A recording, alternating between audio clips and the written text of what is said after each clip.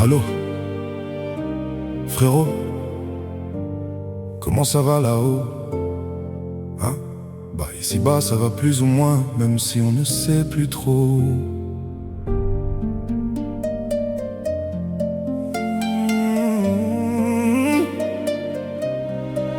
J'aurais pu t'écrire, mais finalement j'ai décidé de t'appeler. Bon, c'est par l'esprit, mais l'envie m'a pris de faire comme si je pouvais, histoire d'exorciser tout ce chagrin que depuis le temps je couvais.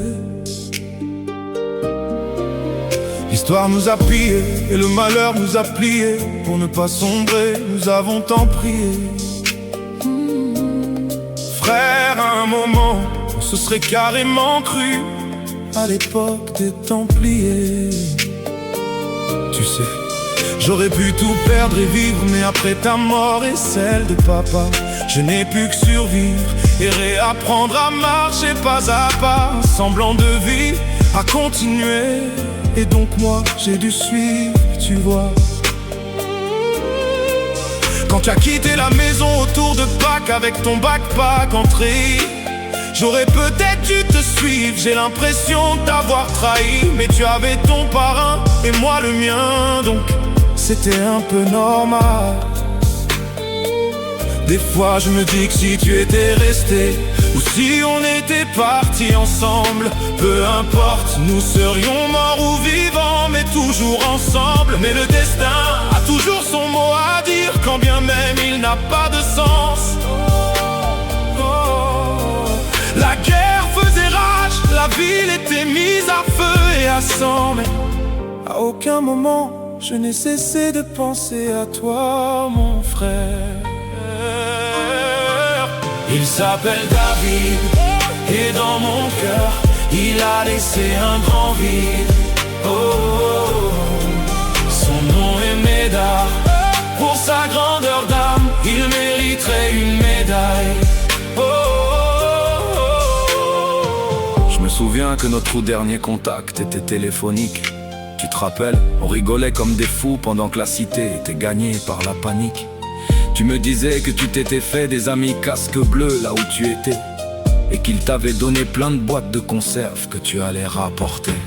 Tu me disais que nous allions nous engaver jusqu'à nous étouffer, et tu étais sûr et certain que pour te protéger ils allaient tout faire.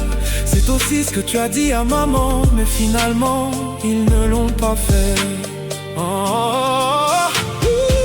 Les choses ont changé pour le pire depuis que vous n'êtes plus là, papa et toi. A commencer par la vie de rêve que nos parents bâtissaient, et ainsi de suite. Je croyais que notre foyer était baptisé à l'eau bénite, j'en étais sûr. Nous avions un si bel équilibre dans la famille, tous les 6. C'était un bonheur absolu, dénué de tout vice. Du coup, même avec maman et nos sœurs, pendant longtemps je me suis senti seul. J'ai tellement souffert en imaginant toutes les choses qu'ensemble on aurait pu faire. J'ai vu maman pleurer sans jamais savoir quoi faire pour la consoler. J'aurais tellement aimé que tu sois là pour m'aider à prendre soin d'elle. D'après elle, papa était sûr que son heure était venue de partir. Mais toi, personne n'a compris pourquoi ni comment tu as pu mourir. Tu es parti trop tôt avant que j'ai l'occasion de t'appeler poteau. Car en plus d'être mon petit frère, tu étais aussi mon meilleur ami. Le monde part en vrille, alors j'ai cru bon de te capter pour te demander si c'est vraiment mieux là-haut, pour que je puisse m'amender. Qu'importe, même dans l'urgence, si c'est pour vous retrouver. Mais je dois te dire, ce n'est plus aussi simple qu'avant. Dorénavant, je suis moi-même mari et papa. Oh, du coup, je t'avoue que partir là tout de suite, franchement, j'aimerais autant pas. Et puis il y a maman, il y a nos sœurs et il y a tout le reste de la famille. Mais Dieu seul décide. Le jour où tout est accompli, on se reverra tous ensemble là-haut, si j'ai bien compris. Désolé frérot, je dois y aller, mais ce n'est jamais qu'un au revoir. Embrasse papa et dis-lui bien qu'ils sont bénis là-haut de vous avoir. Il s'appelle David, et dans laissé un grand vide. Son nom est Médard, pour sa grandeur d'âme, il mériterait une médaille. Les nôtres qui ne sont plus là, forcément nous manquent.